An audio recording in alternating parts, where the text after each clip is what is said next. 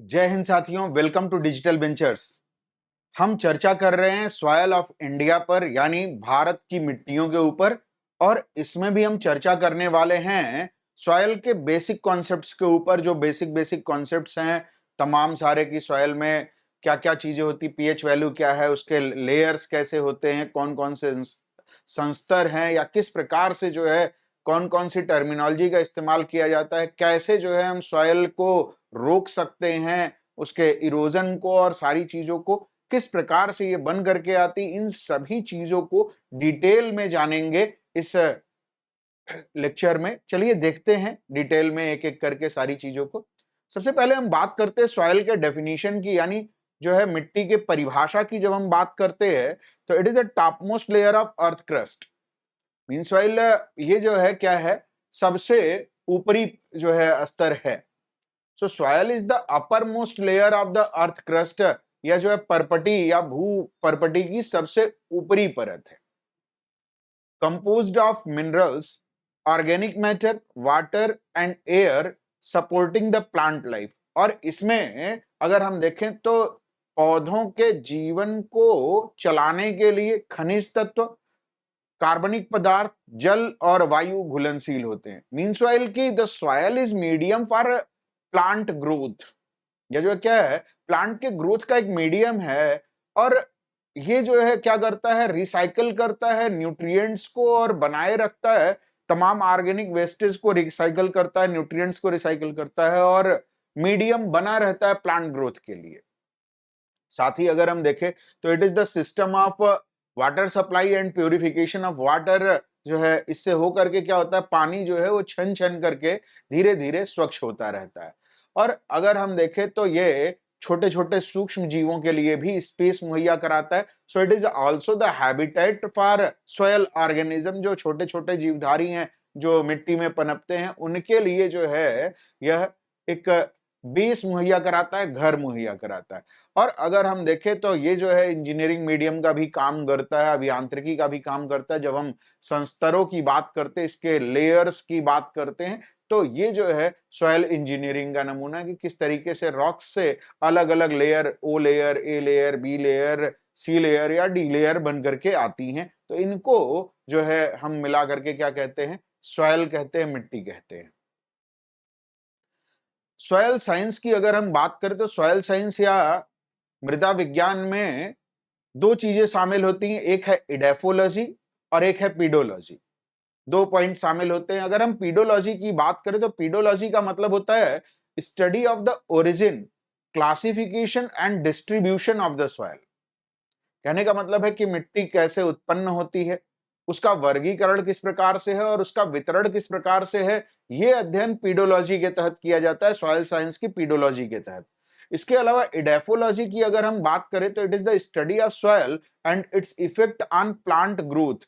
यानी मिट्टी का पौधों के ग्रोथ पर क्या इंपैक्ट पड़ता है, किस प्रकार की मिट्टी कौन से पौधों के लिए आवश्यक होती है, इसको हम इडेफोलॉजी के तहत पढ़ते हैं। तो दो तरीके के जो है सॉइल साइंस के तहत पार्ट आते हैं, एक है पीडोलॉजी और एक है इडेफोलॉजी। एक ओरिजिन, क्लासिफिकेशन और डिस्ट्रीब्यूशन को बताता है, एक जो है इफेक्ट को बताता है कि क्या इफेक्ट पड़ता है प्लांट ग्रोथ पर। सॉयल प्रोफाइल या होराइजन्स की अगर हम बात करें तो ओ, ए, बी, सी और आर होराइजन जो है, जिसको हम बेडरॉक कहते हैं, ये तमाम सारे होराइजन्स में बांटा गया है, संस्तरों में बांटा गया है। होराइजन्स का मतलब संस्तर यानी लेयर। अगर हम ओ होराइजन की बात करें तो it is the topmost horizon of soil, और ये सभी सॉयल में मौजूद नहीं रहता है। O horizon is made up of organic matter. यह जो है किससे बना होता है, ऑर्गेनिक पदार्थ या कार्बनिक पदार्थों से बना होता है। लेकिन ये हर एक सॉयल में, ये जो ओ होराइजन है, ये हर एक सॉयल में मौजूद हो ऐसा कंपलसरी नहीं है। ए होराइजन की अगर हम बात करें तो it is also known as top soil. इसको हम सरफेस सॉयल या टॉप सॉयल कहते हैं and it is rich in humus. इसमें ह्यूमस की मात्रा अधिक होती है। इसको हम क्या कहते हैं, ऊपरी संस्तर, संस्तर या ऊपरी मिट्टी कहते हैं, टॉप सॉयल कहते हैं। बी होराइजन की बात करें तो इसको हम सब सॉयल कहते हैं, अधो स्तरीय मिट्टी कहते हैं। It is accumulation of, it shows accumulation of minerals. इसमें जो है खनिजों का जमावड़ा देखने को मिलता है। ये जो बी लेयर है, जो बी संस्तर है, इसमें क्या होता है, खनिजों का जमाव देखने को मिलता है। सी होराइजन की अगर हम बात करें सी संस्तर की, तो वेदर्ड पैरेंट मटेरियल से बनी होती है। अपर्दित जो रॉक्स होती है उनसे बनी होती है। सबस्ट्रेटम कहलाता है। अधो स्तरीय स्तर कहलाता है ये सी लेवल। और आर होराइजन जो कि बेड रॉक है, जिसको हम पेरेंट रॉक भी कहते हैं, मातृ चट्टान कहते हैं, जिनसे उस मिट्टी का निर्माण होता। और यही मातृ चट्टान तय करती है कि कौन से प्रकार की मिट्टी होगी। जिस प्रकार से बेड रॉक में जो खनिज होंगे, जो मिनरल होंगे, उसी प्रकार की मिट्टी वहां पर होगी। अलग अलग प्रकार की मिट्टियों के लिए बेड रॉक जो है अलग अलग होता है। जैसे अगर हम देखें तो वोल्केनिक इरप्शन वाले एरिया में अगर हम देखें तो जनरली जो है बेड रॉक कैसी होगी, वोल्केनिक इरप्शन में इग्नियस टाइप की होगी। और वहां पर जो है वोल्केनिक इरप्शन से निकलने वाले मिनरल्स तय करेंगे कि कैसी मिट्टी। जैसे मालवा प्लेटू एरिया की अगर हम बात करें तो वहां पर ब्लैक सॉइल का जो है डोमिनेशन देखने को मिलता है। काली मिट्टी का एक बड़ा डोमिनेटिंग क्षेत्र देखने को मिल जाता है। फैक्टर्स ऑफ सॉइल फॉर्मेशन की अगर हम बात करें तो उसके लिए ट्रिक है क्लोरपीटी। क्लोरपीटी यानी climate, organism, relief, पायरेंट material and time. ये जो है किसी सॉइल के फॉर्मेशन के फैक्टर है। जैसे अगर हम बात करें तो सबसे मेन फैक्टर होता है पायरेंट मटेरियल। ठीक है, पायरेंट मटेरियल पर इंपैक्ट पड़ता है बाकी सारी चीजों का। पायरेंट मटेरियल क्या करता है, वो तय करता है कि कौन से प्रकार की मिट्टी बन करके आएगी, यानी उसी के इरोजन वगैरह से मिट्टी बननी शुरू होती है। अब इरोजन के लिए जिम्मेदार क्या है, पेरेंट मटेरियल को इरोड करने के लिए अलग अलग जगह पर इरोजन जो है कैसे होगा, तो टोपोग्राफी जिम्मेदार होती है।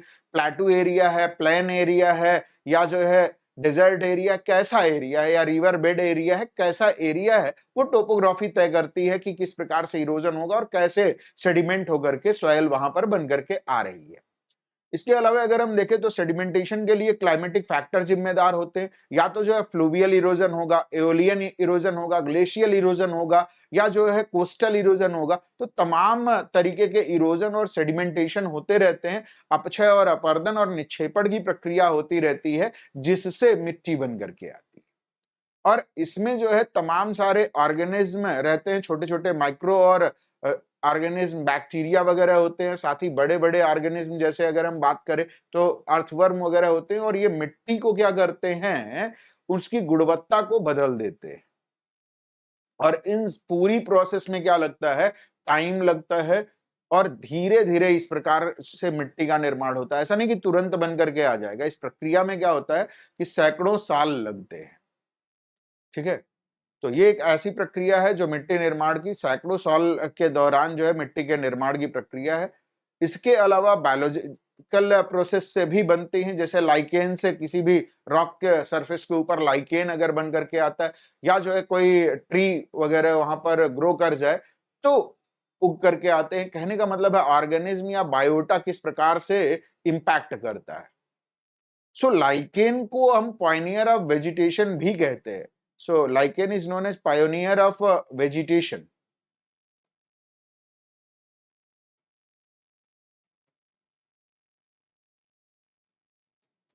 इसको जो है ध्यान में रखे रहिए कि भाई लाइकेन क्या है, ये पायोनियर ऑफ वेजिटेशन है, जो वेजिटेशन को पेरेंट रॉक के ऊपर आ करके लाइकेन ग्रो करता है, फिर उसको शीयर करता है और उसमें क्रैकिंग पड़ती है, फिर वहां से वेजिटेशन स्टार्ट होता है। So lichen is known as pioneer of vegetation.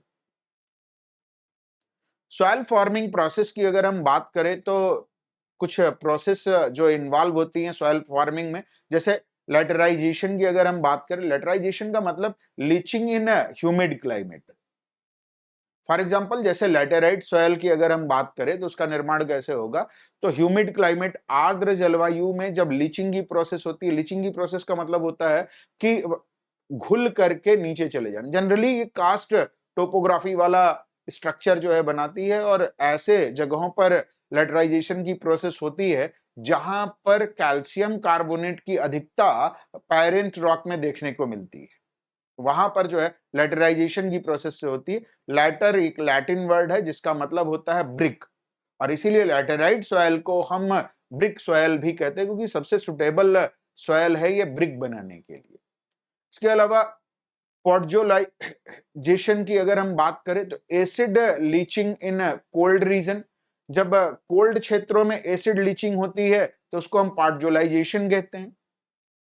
सैलिनाइजेशन का मतलब साल्ट एक्युमुलेशन इन एरिड एरिया, इसमें कैपिलरी एक्शन इन्वॉल्व होता है। कोहेसिव और एडेसिव फोर्सेस के कारण क्या होता है कि कैपिलरी एक्शन की प्रोसेस के तहत साल्ट जो है ये ऊपर आकर के साल्ट पैन बना लेता है और पूरे एरिया में फैल जाता है। इस प्रकार से बनी मिट्टी को हम सैलिनाइजेशन कहते हैं। इसके अलावा calcification calcium carbonate accumulation in semi arid areas, अर्ध शुष्क क्षेत्रों में मिट्टी की ऊपरी सतह पर जब कैल्शियम कार्बोनेट का एक्युमुलेशन होता है और तब मिट्टी बन करके आती है, तो इस प्रोसेस को हम बोलते हैं कैल्सिफिकेशन। सॉइल फार्मिंग डायग्राम में अगर हम देखें तो कैसे जो है सॉइल बन रहा है, रॉक्स है, रॉक्स में तमाम शेयरिंग और इरोजन होना स्टार्ट होता है और रेजिडुअल सॉइल जो है ये यहां से होकर के मड फ्लो के रूप में, डेब्रीज के रूप में स्लोप से आगे बढ़ती है और आकर के आगे मैदानी क्षेत्रों में ये जमा होती रहती है। तो चाहे वो फ्लूवियल इरोजन हो, एओलियन इरोजन हो या जो है ग्लेशियल इरोजन हो, किसी भी प्रकार के इरोजन से ये क्या होता है, कैरी आउट करके ले जाई जाती है एक जगह से दूसरे जगह और फिर सेडिमेंट की जाती है सॉइल। सॉइल पीएच की अगर हम बात करें तो 3 अलग अलग पीएच वैल्यू पर होती है, और इसमें अगर हम देखें तो सॉइल जो है वो अपने पीएच वैल्यू के आधार पर अलग अलग प्रकार की होती है। जनरली अगर हम ब्रॉडर टर्म में देखें तो न्यूट्रल सॉइल का मतलब हो गया उसकी पीएच वैल्यू अप्रोक्सीमेटली जो है 7 के आसपास है। ठीक है, कहने का मतलब है 6.5 से लेकर के 7.5 के बीच में है, तो ऐसी सॉइल को हम बोलते हैं न्यूट्रल सॉइल। एसिडिक सॉइल का मतलब है कि जिसका जो पीएच वैल्यू है वो लेस देन 6.5 है। अल्कलाइन सॉइल का मतलब हो गया कि उसका पीएच वैल्यू मोर देन 7.5 है, तो ऐसी सॉइल को अल्कलाइन सॉइल कहते हैं। और स्ट्रिप आती हैं और इन स्ट्रिप से जो है कलर मिला करके उनके पीएच को जो है फाइंड आउट किया जाता है। ऐसे स्ट्रिप्स आती हैं, मिलती हैं मार्केट में, इनको आप ले करके सॉइल को जो है इस पर रख करके उनके पीएच वैल्यू को आप आसानी से जान सकते हैं अपने एरिया की जो है, घर की जो है सॉइल को देखने के लिए। इस तरीके की स्ट्रिप आती हैं जिनको आप देख करके जान सकते हैं, और ये जो है पीएच स्केल है। जैसे अगर हम बात करें कि 13-14 पर रहेगा तो सोडियम हाइड्रोक्साइड की अधिकता बहुत ज्यादा सोडियम हाइड्रोक्साइड है उस सॉइल में, तो जो है 13-14 के आसपास रहेगा। अगर ब्लीच की प्रॉपर्टी रख रही है तब जो है 12-13 के आसपास रहता है, ब्लीच प्रॉपर्टी पर रहेगी। जब 11-12 वाला जो है ये ब्लीच प्रॉपर्टी रखता है, और जब जो है 9 और 10 पीएच वैल्यू आती है तो इसको हम कहते हैं सोडिक सॉइल।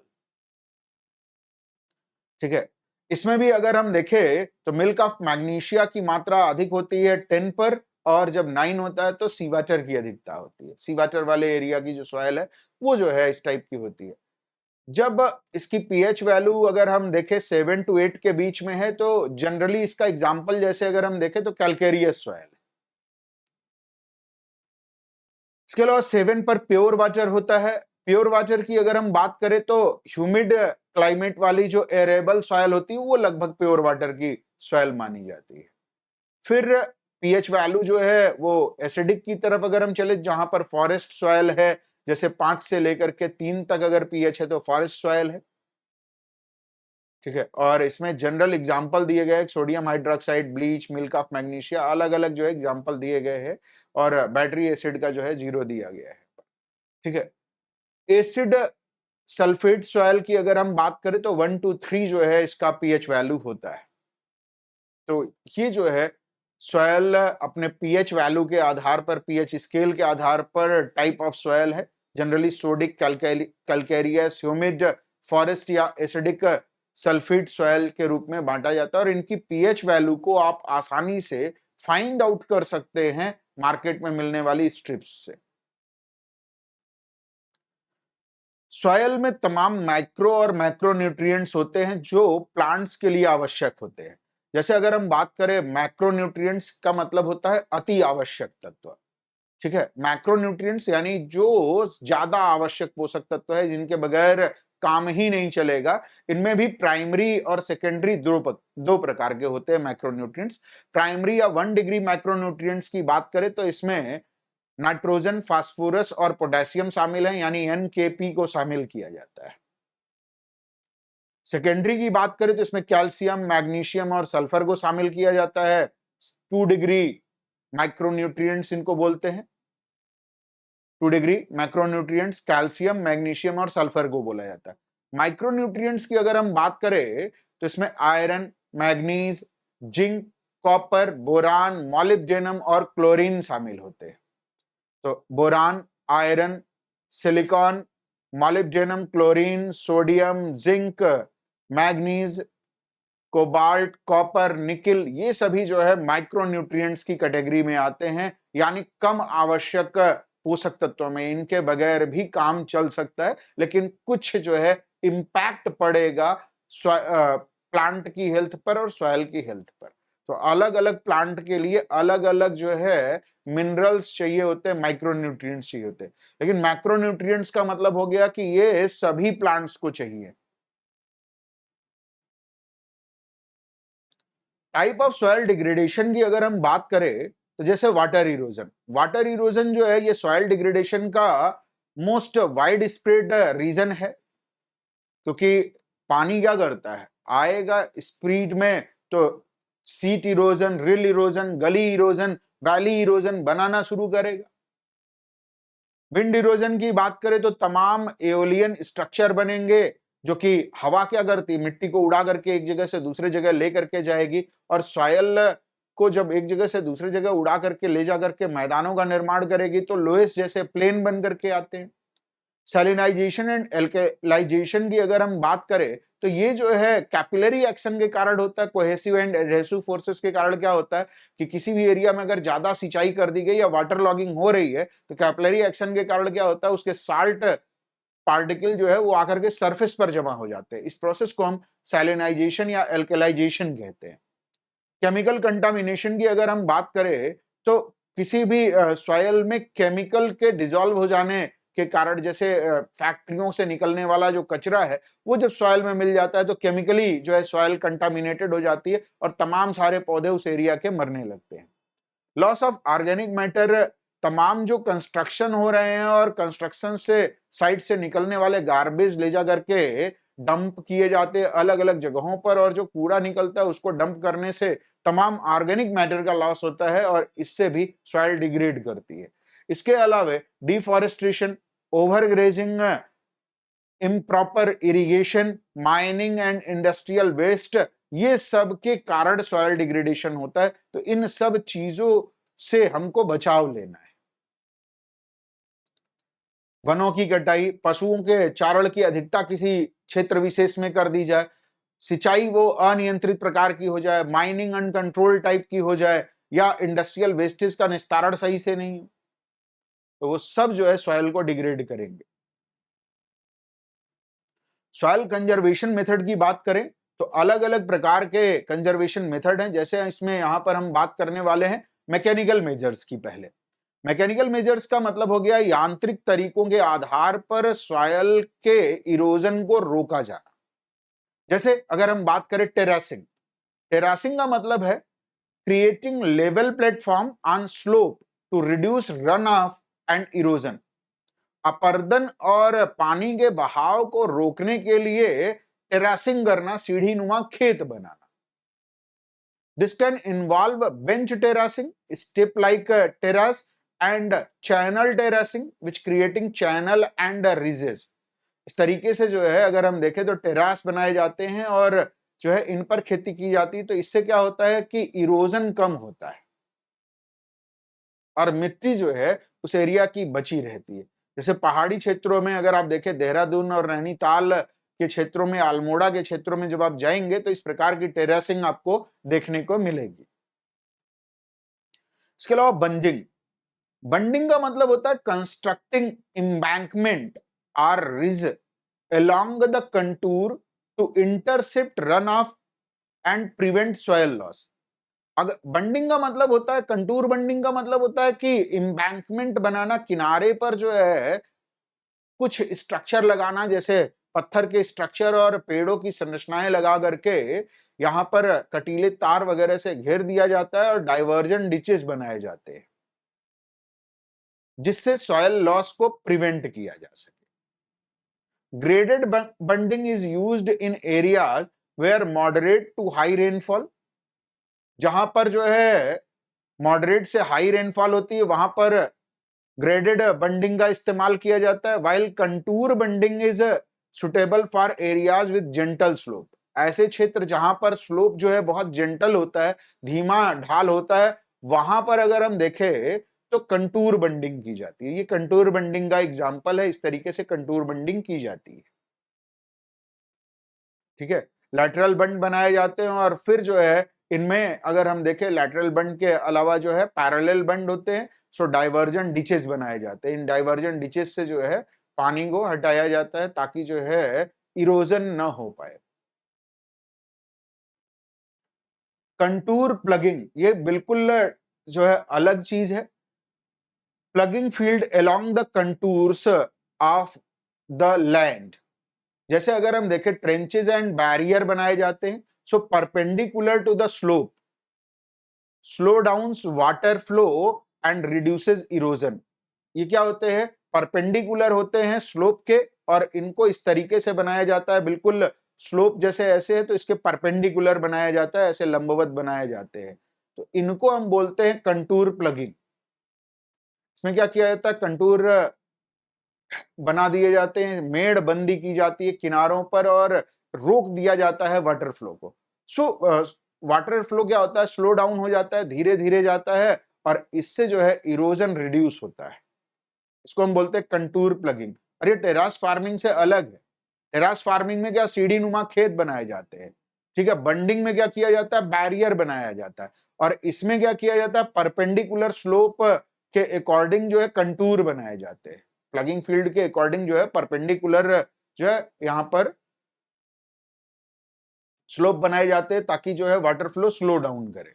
इसके अलावा गली कंट्रोल. गली कंट्रोल का मतलब होता है employing structure like check dam or gabions to stabilize and control the formation of gully which are deep channel formed by erosion.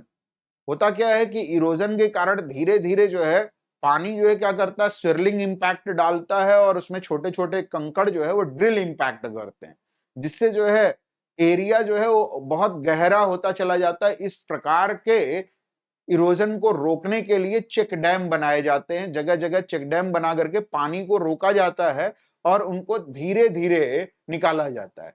इससे जो है क्या होता है कि जो गली बेड है वह बहुत इरोड होकर के वैली में कन्वर्ट नहीं होता है, बचा रह जाता है आसपास का एरिया और उसकी सॉइल बच जाती है. इसको गली कंट्रोल कहते हैं. डाइवर्जन ड्रेन की अगर हम बात करें तो constructing channel to redirect excess water away from the field. अत्यधिक पानी को खेत से बाहर निकालने के लिए डाइवर्जन डिचेस बनाए जाते हैं. इस तरीके से डाइवर्जन डिचेस बनाए जाते हैं और वहां से सरफेस से रन ऑफ होकर के पानी यहां पर आकर के रुकता रहता है. और इंटरसेप्टर ड्रेन्स बनाए जाते हैं जो कि फ्री ड्रेनिंग फिल्टर मटेरियल होते हैं, इनमें फिलअप होते हैं और ये कंट्रोल करता है ग्राउंड वाटर को. सो दे प्रिवेंट इरोजन. और इससे क्या होता है कि इसमें जो है डिस्चार्ज पाइप लगा दिया जाता है जिससे क्या होता है कि पानी जो है यहां पर निकल करके आ जाता है. तो डाइवर्जन डिचेज के माध्यम से भी इरोजन जो है रोक दिया जाता है. तमाम जो एक्सेस वाटर है उसको डाइवर्जन डिचेज के माध्यम से निकाल दिया जाता है ताकि जो फील्ड एरिया है वहां पर इंपैक्ट कम पड़े. वाटर वेज बनाना. Stabling grassed channel to safely convey runoff and prevent erosion in concentrated flow area. जहां पर बहुत तीव्र फ्लो हो रहा है और जेंटल स्लोप है वहां पर वाटर वे बनाए जाते हैं, ग्रास्ड चैनल बना दिए जाते हैं. ऐसे दो फसलों के बीच में क्या होता है? ऐसे ग्रास्ड चैनल बना दिए जाते हैं. इससे होगा क्या कि इसमें घासें हैं जो कि मिट्टी को जकड़े रहेंगी और आसपास की फील्ड पर बहुत तेज अगर पानी आ रहा है तो इसको थोड़ा सा लो रखा जाता है आसपास के सरफेस से। जैसे ये फील्ड एरिया है तो फील्ड से थोड़ा सा बेंड करके इसको लो रखा जाता है ताकि इसका एक्सेस वाटर क्या होगा, इसमें आ जाएगा फ्लो करके और फिर जो है इसके माध्यम से बाहर निकलता चला जाए। तो चूंकि यहाँ पर फसलें नहीं है, घासें उगी हुई हैं, तो उन घासों की जड़ें जो है कैसी होती हैं, वो झकड़ा जड़ें होती हैं, अपस्थानिक जड़ें होती हैं। ठीक है, और वो जो है मिट्टी को पूरी तरह से जकड़ करके रखती हैं जिससे इरोजन कम होता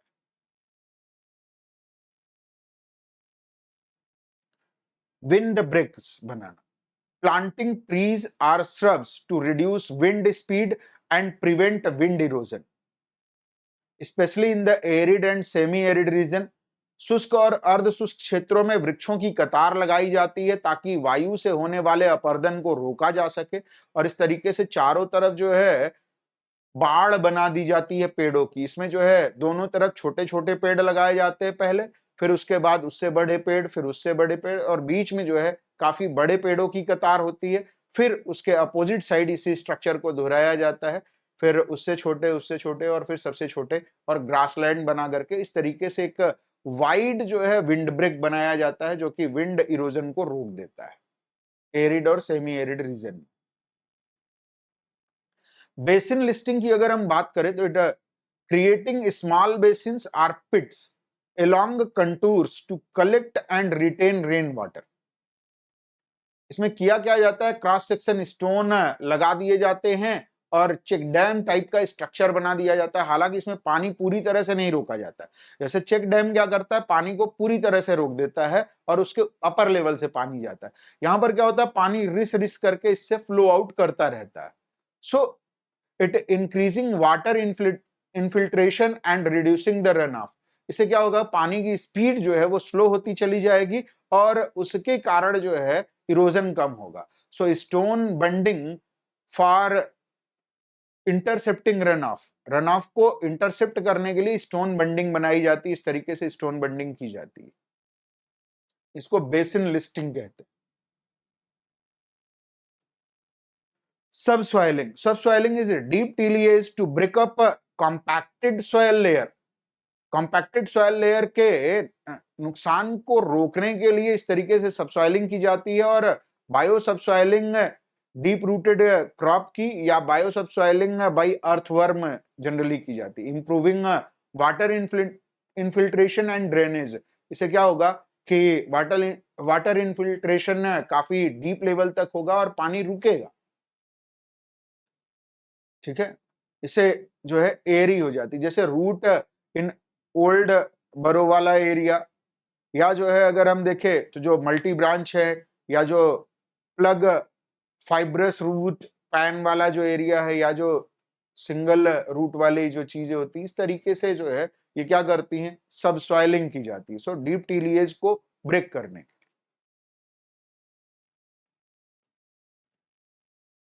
पेरीमीटर रन ऑफ कंट्रोल की अगर हम बात करें तो managing water flow around the edges of field to prevent it from accumulating and causing erosion.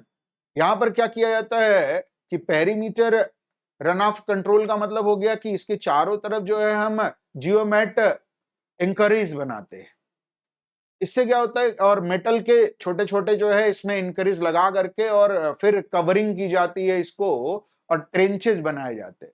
In trenches के माध्यम से होता क्या है कि पानी जो है इसमें आ करके रुकता है और फिर जो है फिल्ट्रेट होकर के धीरे धीरे निकल करके बाहर जाता है। और ये मेटल के जो स्ट्रक्चर हैं ये रोकते हैं पानी को। तो पेरीमीटर रन ऑफ कंट्रोल किया जाता है, यानी उनके पेरीमीटर को कंट्रोल किया जाता है। जगह जगह अलग अलग डायरेक्शन में इस तरीके से मेटल बैरियर लगाए जाते हैं इसमें। ठीक है, तो ये क्या करेंगे, बड़े पैमाने पर कहीं पर सेडिमेंटेशन को रोकेंगे ताकि लैंडस्लाइड को रोका जा सके और पानी किसी रिजर्वायर में इकट्ठा कर लिया जाता है पेरीमीटर रन ऑफ के माध्यम से कंट्रोल करके। ये तो हो गए मैकेनिकल मेजर। इसके अलावा बायोलॉजिकल मेजर्स पर भी अगर हम देखें तो सॉइल के डिग्रेडेशन को रोका जा सकता है। जैसे क्रॉप रोटेशन की अगर हम बात करें, mean soil alternating different type of crops in a field over a time, अलग अलग समय में किसी एक क्षेत्र विशेष में, जैसे कोई क्षेत्र है तो इसमें एक वर्ष कोई और फसल लेना, दूसरे वर्ष कोई और फसल लेना, तीसरे वर्ष कोई और फसल लेना, अलग अलग टाइम में अलग अलग फसलें उगाना। क्रॉप रोटेशन के बहुत सारे बेनिफिट है, जैसे it enhance the soil fertility, इससे जो है मिट्टी का उपजाऊपन बढ़ जाता है, सॉइल फर्टिलिटी इंक्रीज करती है। रिड्यूस्ड पेस्ट एंड डिजीजेस, इससे जो है कीट और बीमारियां कंट्रोल में रहती हैं। मिट्टी अगर हेल्दी रहेगी, फर्टाइल रहेगी, तो कीट और बीमारी नियंत्रण में रहेंगी। Improved soil and organic matter, इससे जो है मिट्टी की गुणवत्ता बढ़ती है और ऑर्गेनिक मैटर की मात्रा बढ़ती है। हायर यील्ड एंड सस्टेनेबिलिटी, इससे उपज प्रति हेक्टेयर उत्पादन बढ़ता है और साथ ही जो सस्टेनेबल तरीके से होता है, पर्यावरण हितैषी तरीके से उत्पादन होता है। सस्टेनेबल का मतलब हो गया, कहीं पर भी आ जाए तो इसका मतलब हो गया कि आपका समुचित दोहन, उचित प्रबंधन, व्यवस्थित निस्तारण। ठीक है, better utilization, better management and better इसका जो है डिग्रेडेशन, बेटर रूप में इसको हटाना। Reduced reliance on the chemicals, जैसे अगर हम बात करें तो केमिकल की मात्रा, चूंकि इस प्रकार के क्रॉप रोटेशन में क्या होता है कि फर्टिलिटी बनी रहती है। जैसे अगर हम देखें कहीं पर जो है, अगर हम लेग्यूम सॉइल को लेकर के आ रहे हैं और उसके बाद जो है ऐसी सॉइल को ले आ रहे हैं जिनको जो है नाइट्रोजन की आवश्यकता है, तो हमको यूरिया नहीं डालनी पड़ेगी, तो केमिकल नहीं जाएंगे, तो केमिकल का यूज जो है वो भी रिड्यूस होगा। कवर क्रॉप, कवर क्रॉप का मतलब होता है planting crops that are not harvested but are grown to protect the soil surface. ऐसी जो है फसलों को उगाना जो हार्वेस्टिंग के लिए नहीं है, बल्कि जो है क्या करने के लिए है, ये सॉइल सरफेस को प्रोटेक्ट करने के लिए। जैसे for example legumes, grasses helps to reduce erosion, suppress weeds and improve soil structure and fertility. जैसे कुछ घासें हैं और जो है लेग्यूमिनस कुछ प्लांट्स ऐसे हैं, जैसे अगर हम बात करें सिक्वेस्टर या जो है आपके तमाम लेग्यूमिनस प्लांट, जैसे हो गया सनई, ढैंचा, ये सब जो आते हैं गांव एरिया में जो बोए जाते हैं, इनकी हेम्प वगैरह की अगर हम बात करें तो इनको जो है इसलिए किया जाता है ताकि जो है ये क्रॉप्स को चीजें पहुंचाते रहे। और जो ग्रासेस वगैरह हैं ये क्या करते हैं, ये खरपतवार को बढ़ने से रोकते हैं, वीड्स को बढ़ने से रोकते हैं।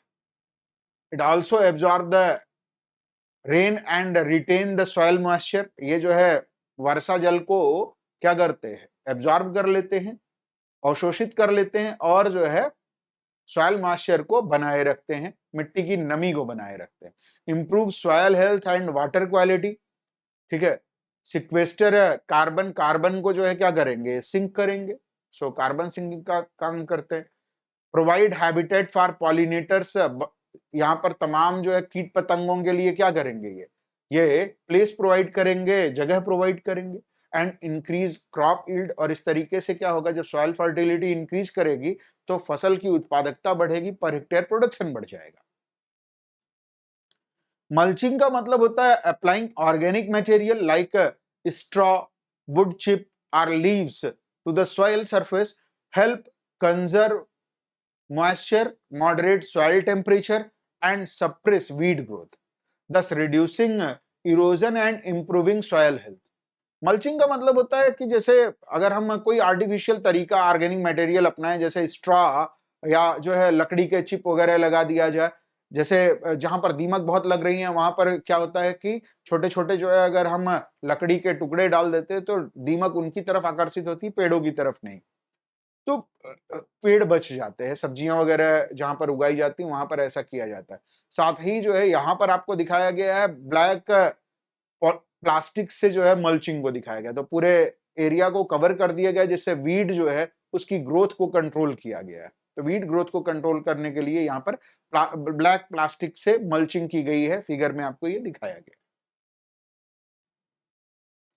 Strip cropping. स्ट्रिप क्रॉपिंग का मतलब है growing different crop in alternating strips perpendicular to the slope or prevailing wind direction help to reduce erosion and maintain soil fertility. इसमें क्या होता है कि अलग अलग स्ट्रिप में अलग अलग जो है फसलों को उगाया जाता है, जैसे हे, कॉर्न, ओट्स, इन सब की स्ट्रिप बना करके उगाई जाती है। ऐसे अलग अलग स्ट्रिप में अलग अलग फसलों को उगाया जाता है और ये जो है इरोजन को रिड्यूस करती है। और अलग अलग फसलें उगाने से क्या होता है, अलग अलग प्रकार के जो है सॉयल, जो वहां पर मिनरल्स हैं वो बनते हैं, जिससे जो है सॉइल फर्टिलिटी भी बढ़ती है।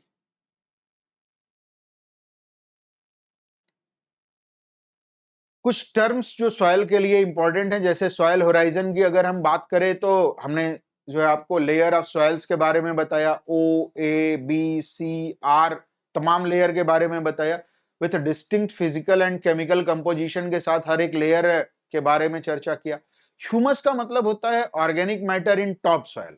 इसको हम कहते हैं ह्यूमस, जो कि टॉप सॉइल में यानी ए लेयर में जो हमारा ऑर्गेनिक मैटर है उसको ह्यूमस कहते हैं। It improves fertility and water retention quality of the soil. यह जो है उत्पादकता को बढ़ाता है और साथ ही जो है जमीन के पानी को अवशोषित करने की क्षमता को और रोक के रखने की क्षमता को बढ़ाता है। लीचिंग की अगर हम बात करें तो लीचिंग का मतलब होता है loss of nutrients due to water percolation. Water percolation के माध्यम से क्या होता है, न्यूट्रिएंट्स जो है नीचे की तरफ बैठते रहते हैं।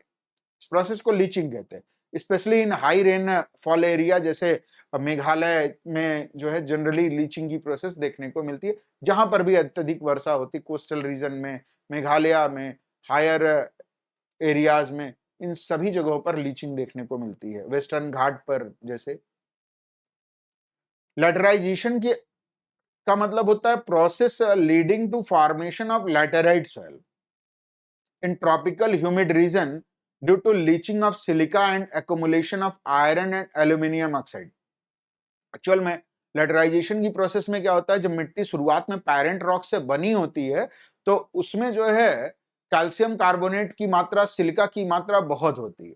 लेकिन धीरे धीरे क्या होता है कि कैल्शियम कार्बोनेट पानी में घुल करके और सिलिका पानी में घुल करके फ्लो आउट कर जाता है और धीरे धीरे वहां पर आयरन और एल्यूमिनियम के ऑक्साइड का एक्युमुलेशन बचा रह जाता है। तो धीरे धीरे वो आयरन और एल्यूमिनियम रिच सॉइल बनती चली जाती है, लेकिन इनिशियली नहीं होती है। ठीक है।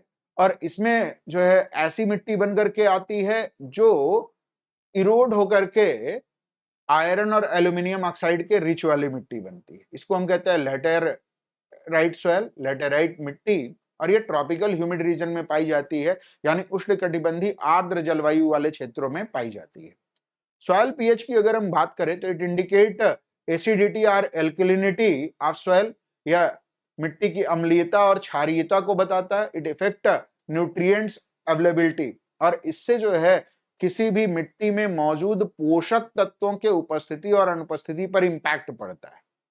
सॉइल इरोजन की अगर हम बात करें, मृदा अपरदन यानी removal of top soil by agent like wind, water, human activity leads to land degradation.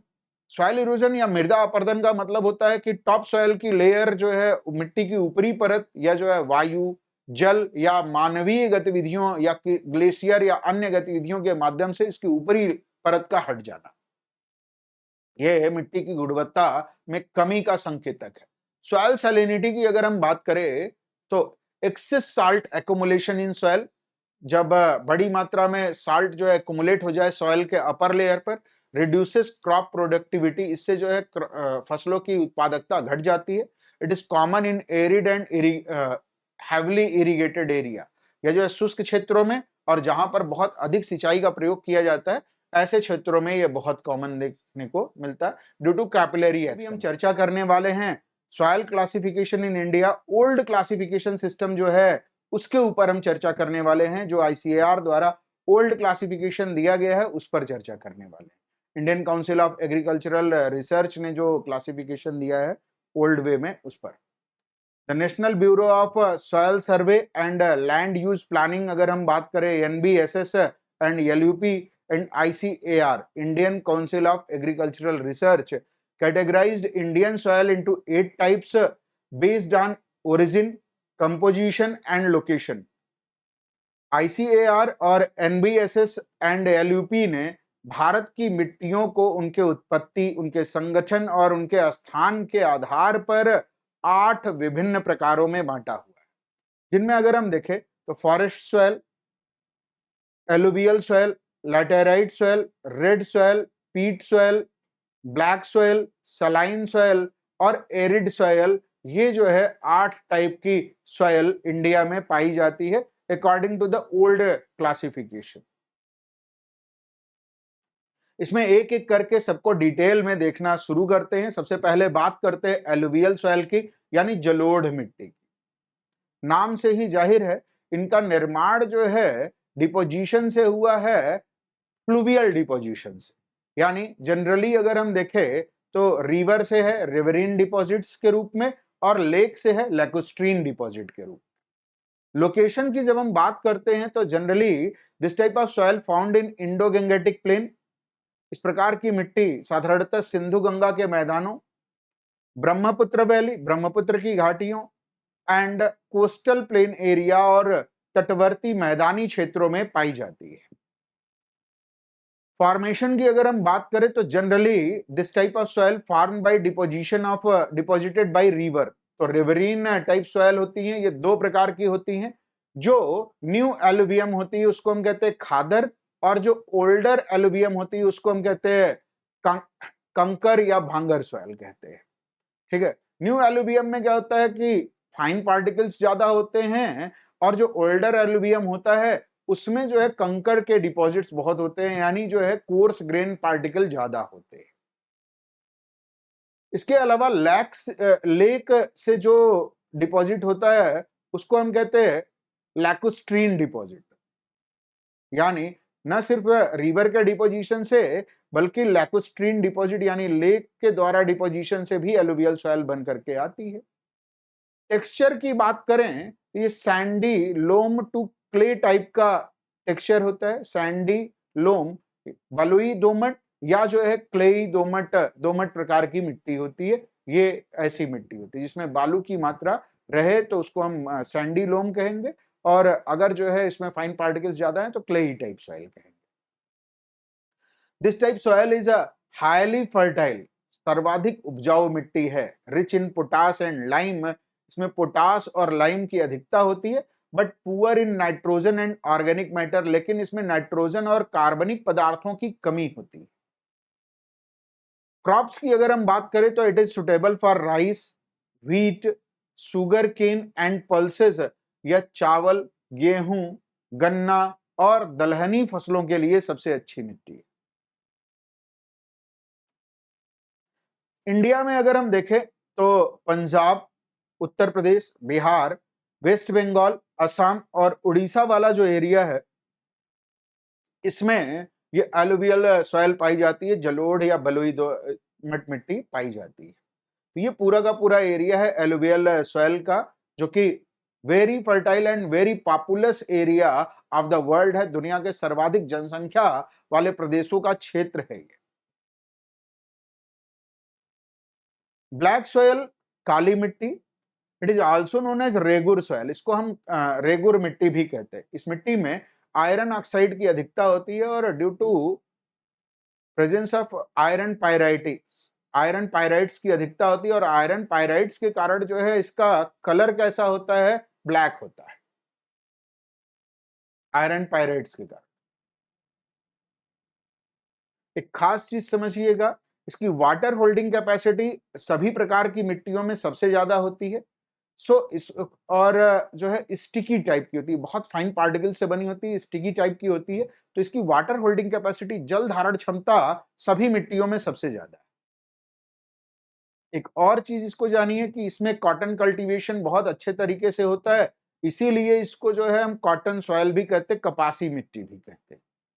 एक खास बात और कि जब ये मिट्टी जो है टूटती है तो जब सूख जाती है तो इसमें ऊपरी परत जो है उसमें क्रैक पड़ती है, दरारें पड़ती हैं, और ये क्रैकिंग या दरारें अपर लेयर को ब्रेक करके रख देती है, तोड़ के रख देती है।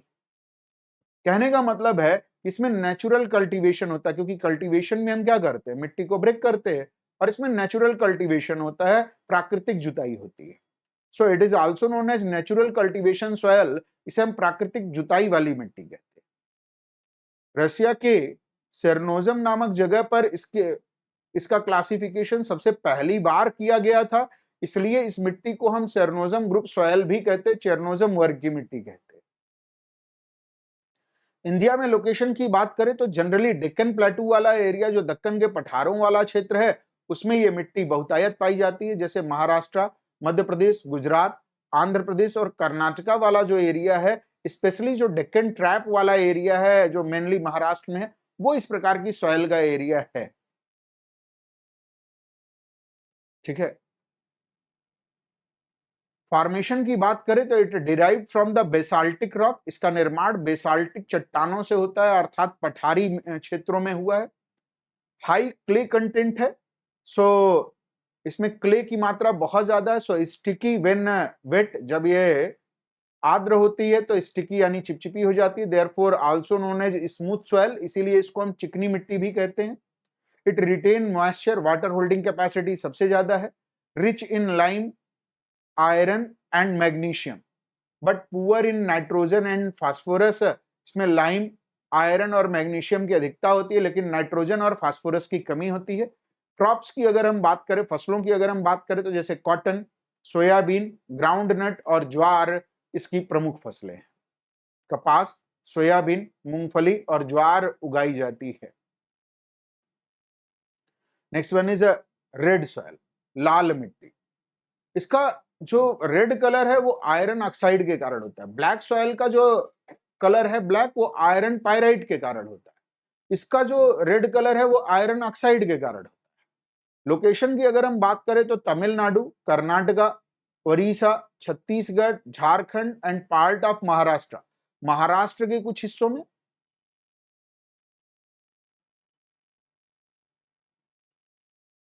ठीक है, महाराष्ट्र के कुछ हिस्सों में अगर हम देखें तो यहां पर, इसके अलावा कर्नाटक, उड़ीसा के कुछ हिस्सों में, छत्तीसगढ़ के कुछ हिस्सों में और झारखंड के कुछ एरियाज में इस प्रकार की सॉइल पाई जाती है, रेड सॉइल या लाल मिट्टी। ठीक है, रांची और रांची से लगे हुए एरियाज में इस प्रकार की मिट्टी देखने को मिलती है। साथ ही जो है अगर हम देखें तो तमिलनाडु का जो इनर एरिया है, वहां पर भी इस प्रकार की मिट्टी देखने को मिलती है। फॉर्मेशन की बात करें तो this type of soil form by weathered crystalline and metamorphic rock, कठोर क्रिस्टलाइन चट्टानों, बड़े बड़े रॉक्स जो लावा फॉर्मेशन से बने हुए हैं उनसे, और जो मेटामॉर्फिक रॉक हैं, जो रूपांतरित या कायांतरित चट्टान है, उनके वेदरिंग, इरोजन और सेडिमेंटेशन से इस प्रकार के सॉइल का निर्माण होता है। उनके अपक्षय, अपर्दन और निक्षेपण की प्रक्रिया से इस प्रकार की मिट्टी का निर्माण होता है। इंपॉर्टेंट फीचर्स की अगर हम बात करें तो reddish due to iron oxide, iron oxide के कारण इसका कलर कैसा होता है, लाल रंग का होता है। It is poor in nitrogen, phosphorus and humus, इसमें नाइट्रोजन, फास्फोरस और ह्यूमस की कमी होती है। स्लाइटली एसिडिक है, इसकी जो अगर पीएच वैल्यू की बात करें तो कैसी है, स्लाइटली एसिडिक है, यानी पीएच वैल्यू क्या है, 7 से बिलो।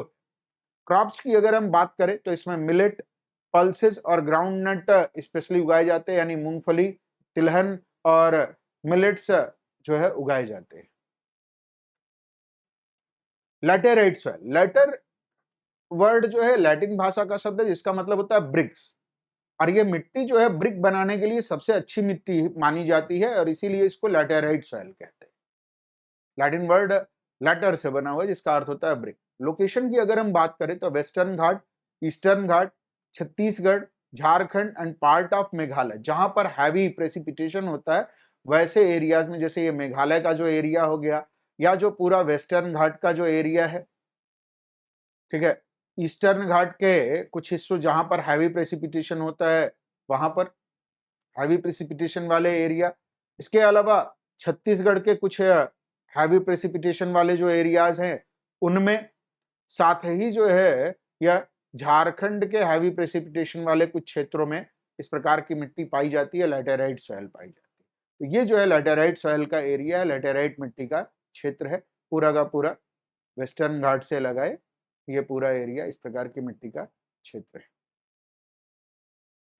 फॉर्मेशन की बात करें तो due to leaching in heavy rainfall and high temperature, इनका निर्माण जो है लीचिंग प्रोसेस से होता है। एक्चुअल में इनिशियली जो है इसमें क्या होता है कि कैल्शियम कार्बोनेट की मात्रा बहुत ज्यादा होती है, लेकिन धीरे धीरे लीचिंग प्रोसेस के तहत क्या होता है, कैल्शियम कार्बोनेट वाटर में सॉल्युबल होता है और वाटर सॉल्युबल होने की वजह से उसमें घुल करके नीचे की तरफ बैठ जाता है, सिंकिंग होती है, लीचिंग की प्रोसेस होती है और इसमें आयरन और एल्यूमिनियम जो है बढ़ते चले जाते हैं। तो धीरे धीरे जैसे जैसे टाइम बीतता है, लैटेराइट सॉइल में आयरन और एल्यूमिनियम की मात्रा बढ़ती चली जाती है। फीचर्स की बात करें तो पोरस है, ठीक है, चूंकि इसमें जो है लीचिंग की प्रोसेस होती है तो कैसी होगी ये मिट्टी, पोरस होगी। एंड एल्यूमिनियम और आयरन अधिक हो गए तो एसिडिक टाइप की सॉइल है, अम्लीय प्रकार की मिट्टी है। लो फर्टिलिटी है इसके, चूंकि उपजाऊपन बेहद कम है। कारण यह है कि लीचिंग की प्रोसेस के तहत जो न्यूट्रिएंट्स हैं वो लीच करके हट जाते हैं अपर लेयर से। So poor in organic matter की भी इसमें कमी है। क्रॉप्स की अगर हम बात करें तो इसका जो है फर्टिलाइजेशन करा करके इसमें जो है उपजाऊपन फर्टिलिटी को बढ़ा करके, चूंकि एसिडिक सॉइल है, अम्लीय मिट्टी है, तो ये टी, कॉफी, काजू, रबर, यानी अगर हम देखें प्लांटेशन क्रॉप्स के लिए जानी जाती है इस प्रकार की मिट्टी। तो टी, कॉफी, रबर, काजू, इन सब के लिए ये मिट्टी बेहद अच्छी मानी जाती है। एरिड और डेजर्ट सॉइल, शुष्क या मरुस्थलीय मिट्टी की अगर हम बात करें तो लोकेशन कहां है, Rajasthan, parts of Gujarat, run of Kutch वाला एरिया एंड हरियाणा। हरियाणा के कुछ क्षेत्रों में तो ये इसलिए बन करके आ गई क्योंकि वहां पर जो है बहुत ज्यादा जो है इरिगेशन हुआ, अनकंट्रोल्ड इरिगेशन की वजह से हरियाणा के कुछ क्षेत्रों में इस प्रकार की मिट्टी बन करके। साथ ही जो है अगर हम देखें तो एरिड टाइप का जो सॉइल है वो कहाँ मिलता है, राजस्थान के इन हिस्सों में। डेजर्टिक सॉइल या एरिड सॉइल राजस्थान के वेस्टर्न पार्ट में और रन ऑफ कच्छ का जो एरिया है इसमें।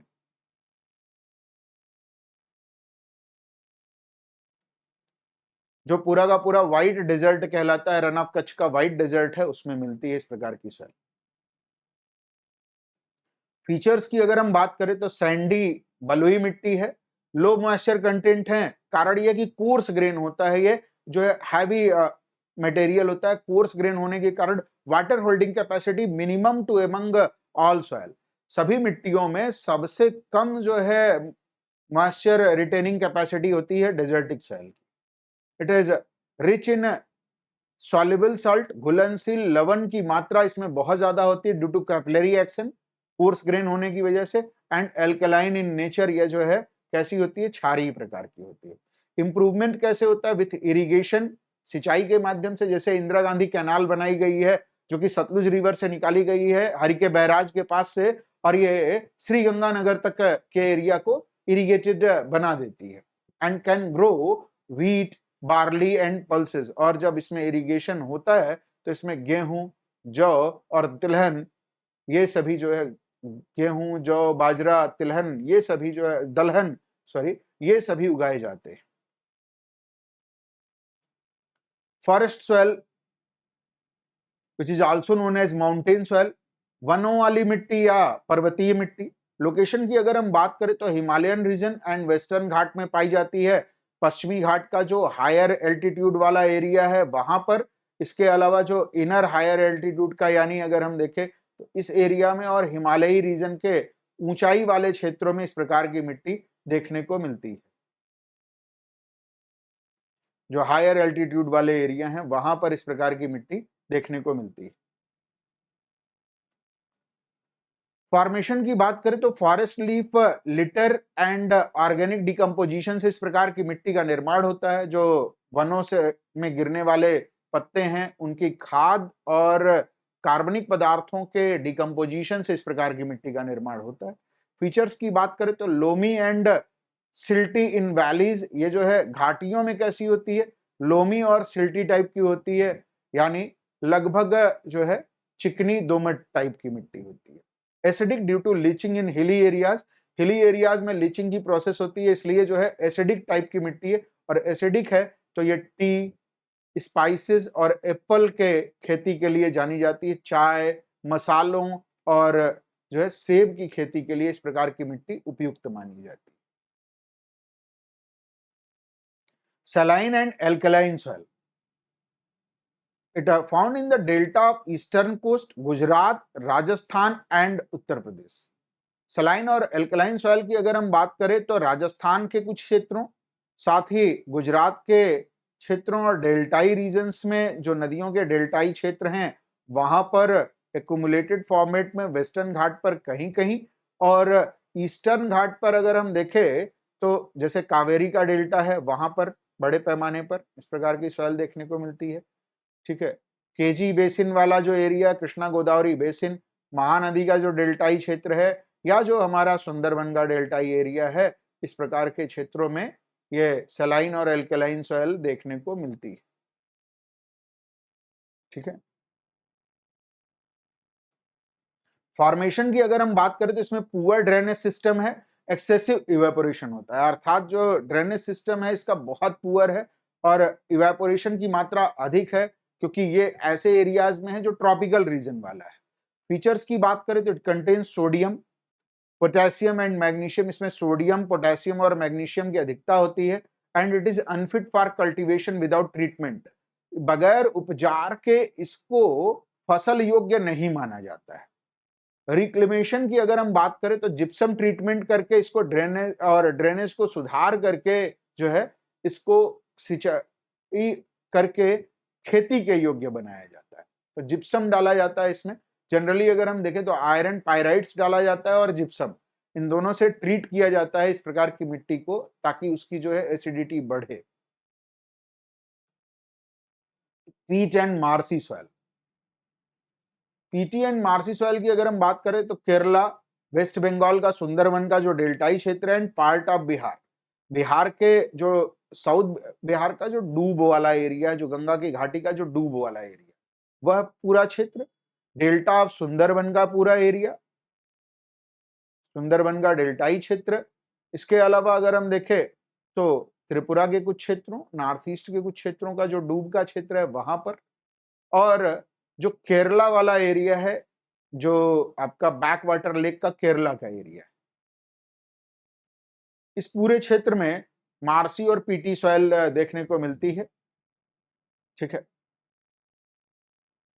फॉर्मेशन की बात करें तो इन ह्यूमिड रीजन, आर्द्र क्षेत्रों में मिलती है विथ ऑर्गेनिक मैटर एक्यूमुलेशन। आर्द्र क्षेत्रों में क्या होता है कि कार्बनिक पदार्थों का जमावड़ा जो है बहुत ज्यादा होता है, एक्यूमुलेशन होता रहता है, और उससे इस प्रकार की मिट्टी बनती है। चूंकि ऑर्गेनिक मैटर से बनी हुई है, so it has high organic content, इसमें जो है कार्बनिक पदार्थों की मात्रा बहुत ज्यादा होती है। It is a black in colour, heavy type की है और एसिडिक है, अम्लीय नेचर की है। चूंकि इसमें जो है वाटर रिटेंशन कैपेसिटी अधिक है, सो क्रॉप्स की अगर हम बात करें तो राइस और जूट के लिए जानी जाती है, जो बंगाल का जूट प्रोडक्शन एरिया है, और केरला का जो राइस प्रोडक्शन वाला क्षेत्र है वह इसी प्रकार की मिट्टी का एरिया है।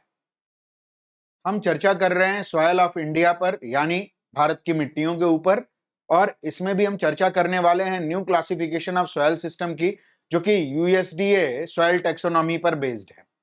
तो चलिए इसको डिटेल में करते हैं, जिसमें एंटीसॉल, इंसेप्टिसॉल, इस तरीके की जो मिट्टियां है उसमें भारत में कौन कौन से प्रकार की मिट्टी पाई जाती है, इस पर हम डिटेल में चर्चा करेंगे एक एक करके। सबसे पहले बात करते हैं व्हाट इज यूएसडीए क्लासिफिकेशन। ये यूएसडीए क्लासिफिकेशन क्या है? यूएसडीए यानी United states department of agriculture, it developed by United states Department of Agriculture, so it is known as USDA classification.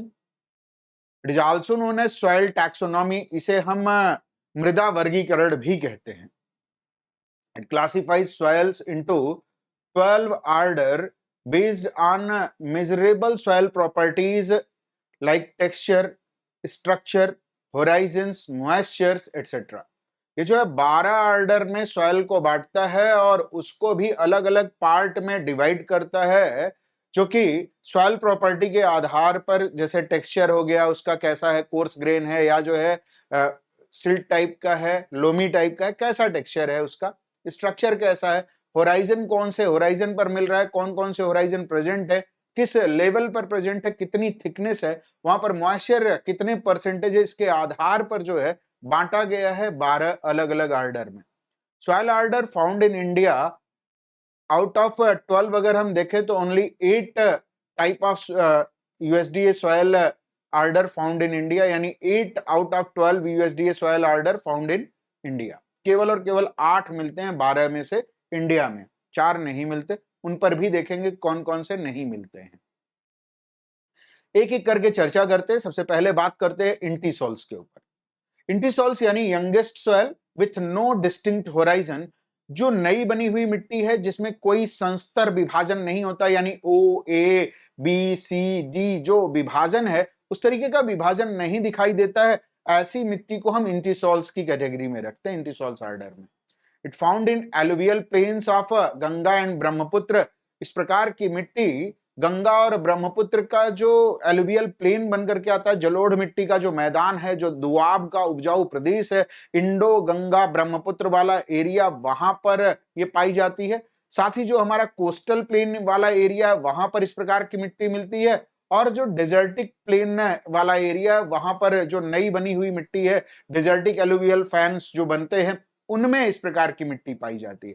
Fertility की अगर हम बात करें तो वैरी करती है अलग अलग जगहों पर। एलुवियल एंटीसॉल्स आर फर्टाइल, हालांकि ये फर्टाइल होती है जो जलोढ़ एंटीसॉल होती है, लेकिन वैरी करती है अलग अलग स्थानों पर। इस प्रकार की मिट्टी जो बिल्कुल नहीं बनी होती है, खादर मिट्टी होती है, लेकिन ये जो है स्थान विशेष के आधार पर इसकी जो फर्टिलिटी है वो वैरी करती है।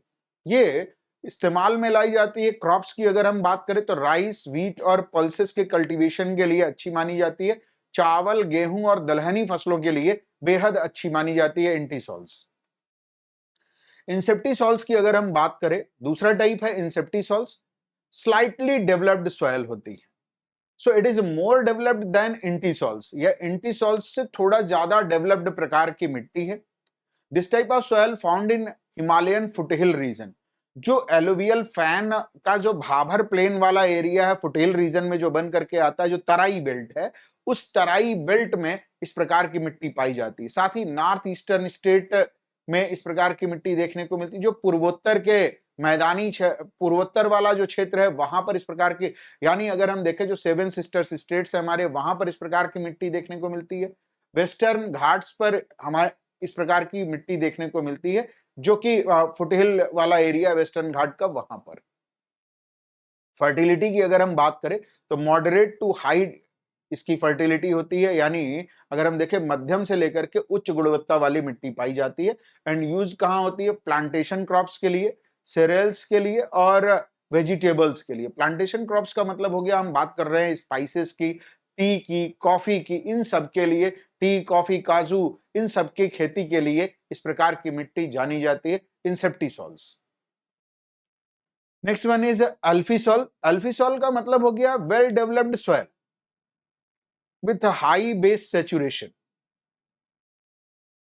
हाई बेस सेचुरेशन वाली बेहद जो है विकसित मिट्टी है। It found in southern and eastern India, यह दक्षिणी और पूर्वी भारत में प्राप्त होती है। लाइक कर्नाटका में, तमिलनाडु में, ओडिशा में और छत्तीसगढ़ के अधिकांश हिस्सों में इस प्रकार की मिट्टी देखने को मिलती है। फर्टिलिटी की अगर हम बात करें तो गुड कंडीशन में है, बहुत अच्छी नहीं, बहुत खराब नहीं, एक गुड कंडीशन में। एंड इट सपोर्ट्स एग्रीकल्चर, और यह कृषि को सपोर्ट करती है। जनरली अगर हम देखें तो इसमें कॉटन, मिलेट और पल्सेस उगाए जाते हैं। जो तमिलनाडु और कर्नाटक का जो कोयम्बटूर से लगा हुआ एरिया है वहां पर, उड़ीसा का जो सुंदरगढ़ से लगा हुआ एरिया है वहां पर, और छत्तीसगढ़ के बस्तर प्लेटू के आसपास का एरिया अल्फीसॉल का एरिया कहलाता है। वर्डिसॉल्स की अगर हम बात करें तो it is a clayey soils. Clayey soils that swells and shrink with moisture, जो नमी पाने पर फूल जाती है और जो है यह नमी खत्म होते ही क्या होती है? श्रिंक करती है। So found in Deccan plateau area, specially Maharashtra में जो डेक्कन ट्रैप वाला एरिया है, मध्य प्रदेश, तेलंगाना, इन जगहों पर पाई जाती है। वर्टिसॉल्स का मतलब आप समझिए black soil. So it is also known as black soil और रेगुर सॉयल। इसे काली मिट्टी या रेगुर मिट्टी भी कहते हैं, क्योंकि ये मिट्टी क्या होती है ना, जब इसकी जुताई कर दी जाती है, इसमें नमी होती है ना, तो भुरभुरी हो जाती है, लोड ले लेती है, और इसीलिए इसको लोड सॉयल या भुरभुरी मिट्टी या रेगुर मिट्टी भी कहते हैं। ठीक है, इसकी वाटर होल्डिंग कैपेसिटी अधिक है, इसको स्मूथ सॉयल कहते हैं। कॉटन कल्टीवेशन किया जाता है इसलिए कॉटन सॉयल कहते हैं। और एक और खास बात ध्यान में रखे रहिएगा इसके बारे में, इस प्रकार की मिट्टी नेचुरल कल्टीवेशन को शो करती है, प्राकृतिक जुताई को प्रदर्शित करती है, अर्थात इसकी अपर लेयर जो है वो नेचुरली ब्रेक हो जाती है। फर्टिलिटी की बात करें तो हाई इन मिनरल्स, इसमें मिनरल कंटेंट्स अधिक होते हैं, खनिजों की अधिकता होती है। यूज की अगर हम बात करें तो कॉटन, सोयाबीन और सोरगम इसमें उगाया जाता है। एरिडी सॉल्स, नाम से ही जाहिर है ये एरिड क्लाइमेटिक कंडीशन में होती है। ड्राई डेजर्ट सॉयल होती है, शुष्क मरुस्थलीय मिट्टी विथ लो ऑर्गेनिक मैटर, इसमें कार्बनिक पदार्थों की बेहद कमी होती है। It found in western Rajasthan, Thar desert वाला जो हमारा एरिया है वहां पर इस प्रकार की मिट्टी पाई जाती है। फर्टिलिटी की बात करें तो वेरी पुअर, कोर्स ग्रेन वाली मिट्टी है, बेहद मोटे कड़ों वाली मिट्टी है और वाटर होल्डिंग कैपेसिटी इसकी बहुत कम होती है। सो लिमिटेड एग्रीकल्चर होता है, लेकिन विथ इरिगेशन, अलग अलग टाइप के इरिगेशन जैसे ड्रिप इरिगेशन या जो है पाइप इरिगेशन, अलग अलग प्रकार के इरिगेशन के माध्यम से यहाँ पर एग्रीकल्चर किया जाता है, कृषि यहाँ पर की जाती है। अल्टीसॉल्स की अगर हम बात करें, ultisols are highly weathered soil, low in basis, इसमें एसिडिक जो है मात्रा बहुत ज्यादा होती है और एसिडिक टाइप की सॉइल है, क्योंकि आयरन और एल्यूमिनियम जो है वो बचे रह जाते हैं। Found in high rainfall reason like north east का जो मेघालय वाला रीजन है, चेरापूंजी और मौसिनराम वाला एरिया, एंड वेस्टर्न घाट का जो हाई एरिया है जहां पर हैवी प्रेसिपिटेशन होता है, 200 सेंटीमीटर से प्लस प्रेसिपिटेशन जिस भी एरिया में होता है वहां पर अल्टीसॉल्स के पाए जाने की प्रोबेबिलिटी बहुत रहती है। फर्टिलिटी की बात करें तो लो है, नीड फर्टिलाइजर्स इनपुट, इसमें जो है समय समय पर उर्वरकों की आवश्यकता होती रहती है, और चूंकि एसिडिक नेचर की है so it is used for T, coffee and rice cultivation. लेकिन राइस का कल्टीवेशन विथ मैनेजमेंट किया जाता है, टेरास फार्मिंग वगैरह जो है की जाती है, और वहां पर जो है बाकायदा इसको मैनेज करके और एसिडिटी को मैनेज करके जिप्सम वगैरह मिला करके फिर जो है इसमें राइस का कल्टीवेशन किया जाता है। मॉलिसॉल्स की अगर हम बात करें तो रिच डार्क सॉयल है, हाई इन ऑर्गेनिक मैटर, बिल्कुल जो है न्यूट्रिएंट रिच सॉयल होती है, डार्क कलर की होती है, ऑर्गेनिक मैटर की अधिकता होती है, वेरी लिमिटेड इन इंडिया, ये भारत में बहुत कम पाई जाती है। Found in some part of northern Himalaya valley, उत्तरी हिमालय की कुछ घाटी क्षेत्रों में ही पाई जाती है। फर्टिलिटी वेरी हाई है, इसकी उपजाऊपन बहुत ज्यादा है। पोटेंशियल फॉर सीरियल्स एंड हार्टिकल्चर्स, ये जो है अगर हम देखें तो तमाम जो बागानी कृषि होती है, फलों के जो बाग लगाए जाते उनके लिए अच्छी मानी जाती है, साथ ही अनाजों के लिए ये उपयुक्त मिट्टी मानी जाती है मोलिसॉल्स। हिस्टोसॉल्स की अगर हम बात करें तो हिस्टोसॉल्स ऑर्गेनिक रिच सॉइल है, जिसमें जो है ऑर्गेनिक पदार्थ जैसे पीट की मात्रा अधिक है। रेयर इन इंडिया, भारत में जो है ये rare of the rarest case में प्राप्त होती है। Mainly found in wetland of Kerala and Sundarban delta region. Histosols जो है भारत के जो वेटलैंड एरियाज हैं, केरला के जो केरला की कयाल लेक्स वाले एरिया हैं वहां पर, और सुंदरबन का जो डेल्टाई एरिया है, दुनिया का सबसे बड़ा डेल्टा बनता है मेघना और हुगली एस्चुरी के बीच में, गंगा और ब्रह्मपुत्र के कंबाइंड डेल्टा को बोलते हैं। ठीक है। फर्टिलिटी अगर हम बात करें तो it is a very high, बहुत ज्यादा फर्टाइल है, बट वाटर लॉगिंग यहाँ पर होती है और इसके वजह से जो है यहाँ पर जनरली हार्टिकल्चर होता है, लेकिन विथ ड्रेनेज के साथ जो है यहाँ पर ड्रेनेज सिस्टम को सुधार करके फिर हार्टिकल्चर किया जाता है, बागानी कृषि होती है। Soil order which not found in India, Bharat में जो 4 प्रकार नहीं मिलते हैं अगर हम उनकी बात करें तो spodosols, spodosols means acidic coniferous forest soil जो कोल्ड क्लाइमेट में मिलती है। इसके अलावा एंडीसॉल्स, एंडीसॉल्स का मतलब वोल्केनिक सॉइल, ये केवल और केवल जो है एक वोल्केनिक आइलैंड है बैरन, और हमारा जो वोल्केनिक आइलैंड है नारकोंडम, वहां पर मिलती है एंडीसॉल्स, बहुत रेयर ऑफ द रेयरेस्ट, केवल आइलैंडिक रीजन में। इसके अलावा जेलीसॉल्स फ्रोजन परमाफ्रॉस्ट सॉइल है, जो कि भारत में केवल और केवल कुछ एक जगहों पर rare of the rarest cases में स्थानीय विशेषताओं के आधार पर हाई हिमालयन रीजन पर मिल जाती है, जो हाई पीक्स वाला जैसे कंचनजंगा वाला एरिया वहां पर मिलती है। ऑक्सीसोल्स की अगर हम बात करें तो एक्सट्रीमली वेदर ट्रॉपिकल सॉइल है, अमेजन लाइक सॉइल जो अमेजन के बेसिन में मिलती है, तो यहाँ पर नहीं पाई जाती है। ठीक है, फीचर्स की अगर हम बात करें तो बेसिस अगर हम देखें तो फिजिकल कैरेक्टरिस्टिक्स और रीजन के आधार पर डिवीजन किया गया। ओल्ड और न्यू में अगर हम तुलना करें, जबकि न्यू का जो है सॉइल फॉर्मेशन और प्रॉपर्टी के आधार पर डिवीजन किया गया। ओल्ड में टोटल टाइप है 8, जबकि अगर हम इंडिया में बात करें तो 5 order found in India. India में 5 ऑर्डर मिलते हैं स्पेशली डिटेल में, बट वैसे अगर हम देखें तो 8 ऑर्डर पाए जाते हैं। ठीक है, इंडिया में 8 ऑर्डर मिलते हैं, टोटल 12 में से 8 मिलते हैं, 5 मेनली मिलते हैं। रिलेवेंस की अगर हम बात करें तो ट्रेडिशनल जियोग्राफिकल है, बट न्यू जो क्लासिफिकेशन है वो साइंटिफिक है और यूनिवर्सल है। एग्जाम्पल की बात करें तो एलुवियल, ब्लैक, रेड, और इसमें अगर हम एग्जाम्पल की बात करें तो सेप्टिसॉल, एंटीसॉल, मॉलिसॉल्स एटसेट्रा, ये सभी इसके उदाहरण है। इसमें भी हम चर्चा करने वाले हैं soil health related schemes which were initiated by the India. जो इंडिया में तमाम सॉयल हेल्थ रिलेटेड स्कीम्स चलाई गई हैं, चाहे वो गवर्नमेंट की हो या जो प्राइवेट सेक्टर्स के द्वारा चलाई गई या कम्युनिटी के द्वारा जो चलाई गई हैं, इन सब पर हम डिटेल में चर्चा करेंगे। जो important soil health related schemes हैं उन पर सबसे पहले चर्चा करते हैं soil health card scheme. Soil health card scheme की अगर हम बात करें तो ये जो है स्कीम लॉन्च की गई 2015 में, 2015 में इसको लॉन्च किया गया। इसके ऑब्जेक्टिव की बात करें तो it promote judicious use of fertilizers based on soil testing.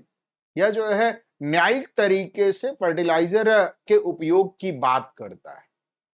Soil health card, इसमें क्या होता है, सॉइल की टेस्टिंग की जाती है और उसमें जिस भी फर्टिलाइजर की कमी होती है उसको वहां पर जो है इंसर्ट किया जाता है। Implemented by department of agriculture and farmers welfare, या जो है कृषि और किसान वेलफेयर डिपार्टमेंट के माध्यम से इसको इंप्लीमेंट किया गया। सॉइल हेल्थ कार्ड स्कीम को 2015 में लॉन्च हुई है। फीचर्स की अगर हम बात करें तो soil health card issued to farmer every 2 years, प्रत्येक 2 वर्ष में किसान को सॉइल हेल्थ कार्ड इशू किया जाता है। It recommends crop specific nutrient management, इसमें फसलों के आधार पर न्यूट्रिएंट मैनेजमेंट किया जाता है। इट कवर 12 सॉइल पैरामीटर, इसमें जो है 12 सॉइल पैरामीटर के आधार पर न्यूट्रिएंट्स मैनेजमेंट को कवर किया जाता है। जैसे अगर हम देखें मैक्रो न्यूट्रिएंट्स की बात करें तो एनपीके यानी नाइट्रोजन, फास्फोरस और पोटेशियम। माइक्रो न्यूट्रिएंट्स की बात करें तो zinc, iron, copper, manganese, boron. Soil pH, इसके अलावा इलेक्ट्रिकल कंडक्टिविटी ईसी या ऑर्गेनिक कार्बन ओसी, इन सबको जो है इस तरीके से इनको कवर किया जाता है। टोटल अगर हम देखें तो 12 सॉइल पैरामीटर है। मैक्रोन्यूट्रिएंट्स कौन कौन से हैं, कौन से नहीं है, किसकी कमी है, कितनी है, माइक्रोन्यूट्रिएंट्स किसकी कमी कितनी है, सॉइल पीएच वैल्यू कैसा है, इलेक्ट्रिकल कंडक्टिविटी कैसी है, ऑर्गेनिक कार्बन, जैसे तमाम 12 जो है सॉइल पैरामीटर अपनाए गए हैं इसको इशू करते हुए। बेनिफिट की अगर हम बात करें तो इट एनहांसेस प्रोडक्टिविटी, इससे जो है उत्पादन बेहद बढ़ता है। रिड्यूसेस इनपुट कॉस्ट, इससे जो है लागत भी घटती है क्योंकि हमें पता रहता है कि स्पेसिफिक किस चीज की कमी है और सिर्फ उसी का प्रयोग करके हम सॉइल हेल्थ को इंप्रूव कर लेते हैं। Improves long term soil fertility, और इससे लंबे समय तक सॉइल की फर्टिलिटी बनी रहती है, उपजाऊपन मिट्टी का बना रहता है। परंपरागत कृषि विकास योजना PKVY, it was also launched in 2015, इसे भी 2015 में शुरू किया गया। इसके ऑब्जेक्टिव की अगर हम बात करें तो इट प्रमोट ऑर्गेनिक फार्मिंग, इसमें जो है ऑर्गेनिक फार्मिंग को प्रमोट किया गया है यूजिंग ट्रेडिशनल मेथड, जिसमें परंपरागत जो है कृषि प्रणाली को अपनाया गया है। क्रॉपिंग पैटर्न जो परंपरागत कृषि प्रणाली का हमारा है, अगर हम इंडिया में बात करें तो रबी, खरीफ और जायद 3 प्रकार का क्रॉपिंग पैटर्न अपनाया जाता है। इसको याद करने के लिए आपको दिमाग में एक ट्रिक दिमाग में रखिए, जिस भी महीने की स्पेलिंग में आर आ रहा है, यानी सितंबर, अक्टूबर, नवंबर, दिसंबर, जनवरी, फरवरी, मार्च, इन सब की अप्रैल, इन सब की स्पेलिंग में आर आ रहा है, उन महीनों में जो फसल बोई जाएगी वो रबी की फसल होगी। शोइंग जिनकी हो रही है, बुआई, शोइंग यानी बुआई, जिनकी हो रही, और जिन महीनों में आर नहीं आ रहा यानी मई, जून, जुलाई एंड अगस्त, इन महीनों में जो फसल बोई जा रही है वो खरीफ की फसल है। फॉर एग्जाम्पल रबी में अगर हम देखें तो वीट, मस्टर्ड, ग्राम, पीज एटसेट्रा। खरीफ की बात करें तो पैडी में जूट, कॉटन, बाजरा एटसेट्रा। और इन दोनों से एक्स्ट्रा, एक्स्ट्रा का मतलब क्या होता है? ज्यादा, ज्यादा जो मिल जाए जायद, ज्यादा क्या मिलेगा? Watermelon, muskmelon, cucumber, green vegetables, यही सब ज्यादा मिलेगा, एक्स्ट्रा है, तो ये जायद की फसलें। ठीक है, खरबूज, तरबूज, खीरा, ककड़ी, हरी सब्जियां, सब जायद की फसलों में आता है। ये ट्रिक से भी याद कर सकते हैं आप। फीचर्स की बात करें तो इसमें क्लस्टर बेस्ड अप्रोच अपनाया गया है। 50 एकड़ का क्लस्टर बनाया गया। एक खास बात ध्यान में रखे रहिएगा, it is a part of national mission on sustainable agriculture, NMSA का पार्ट है परंपरागत कृषि विकास योजना, national mission on sustainable agriculture. Cluster based approach, 50 एकड़ का क्लस्टर बनाया गया है इसके तहत, और फिर अप्रोच अपनाया जाता है। It promote natural soil fertility restoration, इसमें जो है प्राकृतिक सॉइल फर्टिलिटी को रीस्टोर किया जाता है। Encourage bio fertilizers and organic manure, इसमें जो है ऑर्गेनिक जो खाद है उनको और बायो फर्टिलाइजर्स का प्रयोग किया जाता है। जैसे अगर हम बात करें तो अलग अलग जो है, जैसे गोबर की खाद हो गई या जो है वर्मी कंपोस्ट, इन सब का इस्तेमाल करके इनको फर्टिलाइटी को मेंटेन किया जाता है। बेनिफिट की बात करें तो नो केमिकल यूज, किसी भी प्रकार का केमिकल यूज नहीं होता है। It improve soil microbial activity, इसमें सॉयल में, मिट्टी में माइक्रोबियल एक्टिविटी को बढ़ाया जाता है। एंड इट रिड्यूसेस पोल्यूशन, और इससे जो है सॉयल पोल्यूशन भी कंट्रोल में रहता है। मिट्टी में जो प्रदूषण हो रहा है, मृदा प्रदूषण, उसको भी कंट्रोल किया जाता है। National mission for sustainable agriculture, NMSA की बात करें तो it is under national action plan on climate change, NAPCC, या NAPCC के अधीन है। इसके ऑब्जेक्टिव की अगर हम बात करें तो मेक एग्रीकल्चर क्लाइमेट रेजिलिएंट, यह जो है क्लाइमेट रेजिलिएंट एग्रीकल्चर के लिए यह मिशन शुरू किया गया NMSA को। और किसके तहत शुरू किया गया है? National action plan on climate change के तहत। की सॉयल कंपोनेंट की अगर हम बात करें तो soil health management, micro irrigation, soil moisture conservation, rainfed area development यानी रेड, इन सबको जो है इसमें शामिल किया गया। बेनिफिट की अगर हम बात करें तो it promote sustainable soil use in vulnerable region, जहां पर मिट्टी जो है बेहद खराब हो रही है वहां पर सस्टेनेबल यूज को प्रमोट करता है। It integrate climate change adaptation in soil policies, किस प्रकार से जलवायु परिवर्तन हो रहा है वैसे सॉयल पॉलिसीज को बनाए जाने की बात ये करता है NMSA। नेक्स्ट है राष्ट्रीय कृषि विकास योजना, RKVY। राष्ट्रीय कृषि विकास योजना की अगर हम बात करें, ऑब्जेक्टिव इसका है होलिस्टिक डेवलपमेंट ऑफ एग्रीकल्चर, समेकन करके विकास करना, समेकित रूप से कृषि का विकास करना। सॉइल फोकस एरियाज की अगर हम बात करें तो it supports soil testing lab, इसमें सॉइल टेस्टिंग लैब बनाई जाती हैं। प्रमोट्स बैलेंस्ड फर्टिलाइजर यूज, इसमें फर्टिलाइजर का यूज जो है वो बहुत बैलेंस्ड तरीके से करना है ताकि मिट्टी को नुकसान न पहुंचे और अधिक न मिल जाए। जहां पर एक्सेस होगा तब भी नुकसान है, कम होगा तो भी नुकसान है। Flexibility for state specific soil initiative, so इसमें स्टेट स्पेसिफिक सॉइल इनिशिएटिव की भी बात की गई है राष्ट्रीय कृषि विकास योजना के तहत। बेनिफिट क्या है? Customizable for local soil issues, जो सॉयल लैब हैं ये लोकल सॉयल इश्यूज को कस्टमाइज करके उसके अनुरूप, हर एक लोकल एरिया के अनुरूप क्या होती हैं, उस सॉयल की गुणवत्ता को सुधारने के सुझाव देती हैं और न्यूट्रिएंट्स के यूज की बात करते हैं। इनहैंसेस न्यूट्रिएंट यूज इफिशियंसी, और इससे जो है जो सॉयल में न्यूट्रिएंट की कमी है उससे उस उपयोग करके हम इफिशियंसी को बढ़ा देते, उत्पादकता बढ़ जाती है। सो न्यूट्रिएंट यूज इफिशियंसी को बढ़ाता है ये। प्रधानमंत्री कृषि सिंचाई योजना की अगर हम बात करें, PMKSY, इसका ऑब्जेक्टिव क्या है? हर खेत को पानी, वाटर टू एवरी फील्ड, हर खेत को पानी। सॉइल रेलेवेंस की अगर हम बात करें तो focus on soil moisture conservation, watershed development to improve soil structure.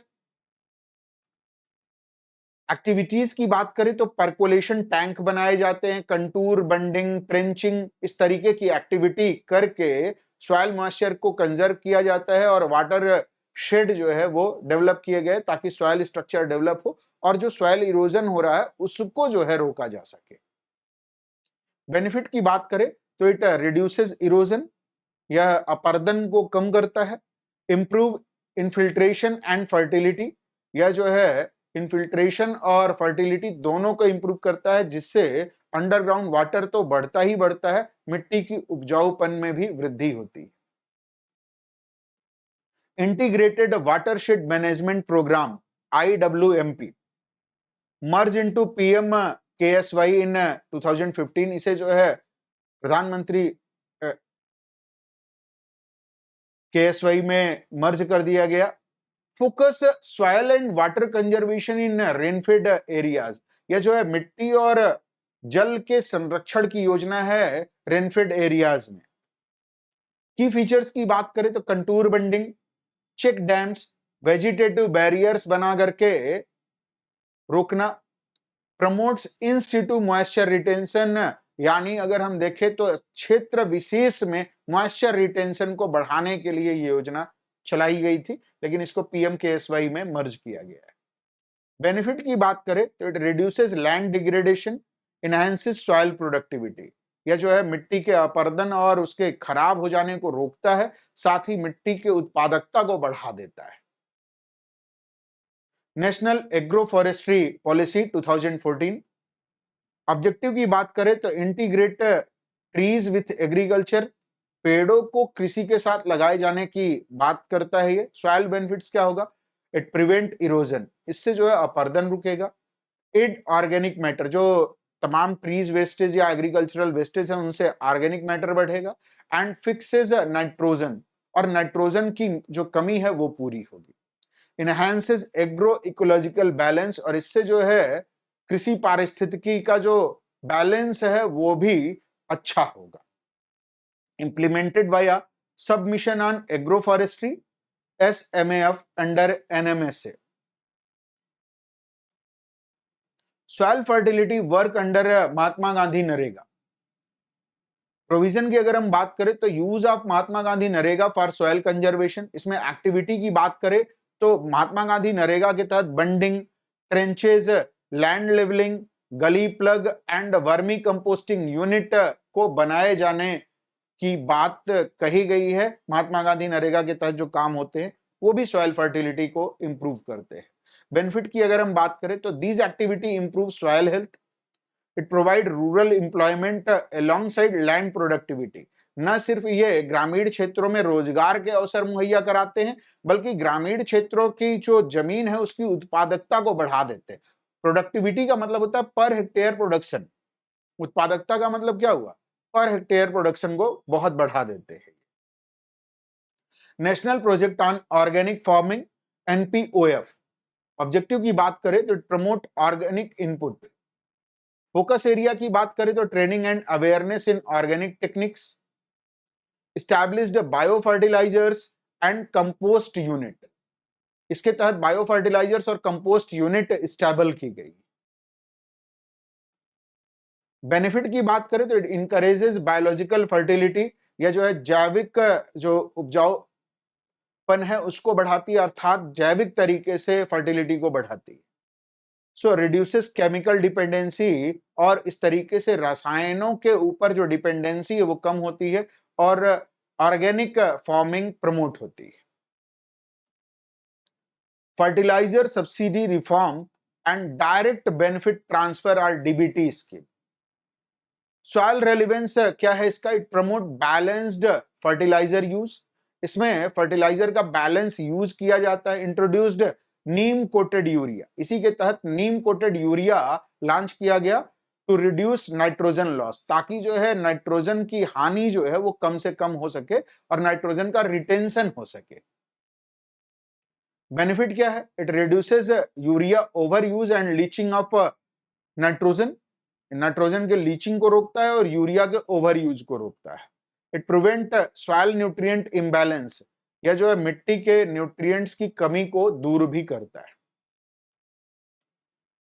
भारतीय प्राकृतिक कृषि पद्धति BPKP अंडर PKVY सिंस 2020 से ये PKVY के अंतर्गत है। इट प्रमोट नेचुरल फार्मिंग, यह जो है प्राकृतिक प्रकार की फार्मिंग को प्रमोट करता है। सॉइल बेनिफिट की अगर हम बात करें तो used cow based input like jeevamrit, beejamrit जैसी चीजों का प्रयोग किया जाता है इसमें। Practicing mulching and crop rotation, यहाँ पर मल्चिंग की जाती है ताकि खरपतवार और जीवों को कंट्रोल किया जा सके और फसलें अच्छी उपज दे सके। और क्रॉप रोटेशन के माध्यम से सॉइल की फर्टिलिटी को बरकरार रखा जाता है। बेनिफिट क्या है? Enhance microbial life and carbon content, यह जो है माइक्रोबियल लाइफ को बढ़ाता है और कार्बन कंटेंट को बढ़ा देता है। इट प्रिवेंट केमिकल डिग्रेडेशन, यह जो है केमिकल डिग्रेडेशन को भी रोक देता है, यानी जो रासायनिक चीजों का यूज अगर हम कम करेंगे तो डिग्रेडेशन कम होगा। काऊ प्रोडक्ट ज्यादा यूज होते हैं इसमें। Zero budget natural farming JBNF की अगर हम बात करें तो promoted by Andhra Pradesh, not a central scheme, यह एक आंध्र प्रदेश द्वारा चलाई गई स्कीम है। Supported under BPKP farming without external input, इसमें कोई एक्सटर्नल इनपुट के बगैर जो है फार्मिंग करने की बात की जाती है। सॉइल बेनिफिट क्या होता है इसमें? Restore soil structure and fertility, इससे मिट्टी की संरचना और उसका उपजाऊपन रीस्टोर होता है।